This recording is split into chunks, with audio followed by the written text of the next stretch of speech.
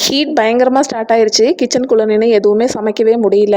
மாமியார் ஊர்லேருந்து வந்ததுலேருந்து அவங்களுக்கு இந்த வடை, போண்டாலாம் எதுவுமே செஞ்சு குடுக்கல. ஒரே ஒரு தடவ பஜ்ஜி மட்டும் செஞ்சு குடுத்துருந்தேன். சரி அவங்களுக்கு வந்துட்டு இந்த வடை செஞ்சு குடுக்கலாம் அப்படின்ட்டுன்னு உளுந்த வடை கொஞ்சமும், பருப்பு வடை கொஞ்சமும் ஊற வச்சிருந்தேன். என் பையனுக்கு லீவ் விட்டுருக்காங்க. ஏப்ரல் 7th வரைக்கும் லீவு. அதுக்கப்புறம் பார்த்தீங்கன்னா, இந்த 30th வரைக்கும் ஸ்கூல் வச்சுட்டு மறுபடியும் வந்துட்டு மே 1 to மே 30th வரைக்கும் மறுபடியும் லீவ் விடுவாங்க. ஸோ இந்த லீவ்ல பார்த்தீங்கன்னா, என் பையனை எப்படி எங்கேஜா வச்சுக்கிறது அப்படிங்கிறதுக்காக ஏதாவது ஒரு எக்ஸ்ட்ரா கிளாஸ் வந்துட்டு ஒரு 1 hour இருக்கிற மாதிரி போடலாம் அப்படின்ட்டு யோசிச்சுட்டு இருக்கேன். பசங்களுக்கு செட் ஆகிற மாதிரி ஏதாவது கிளாஸஸ் இருந்துச்சு அப்படின்னா எனக்கு வந்து சொல்லுங்க.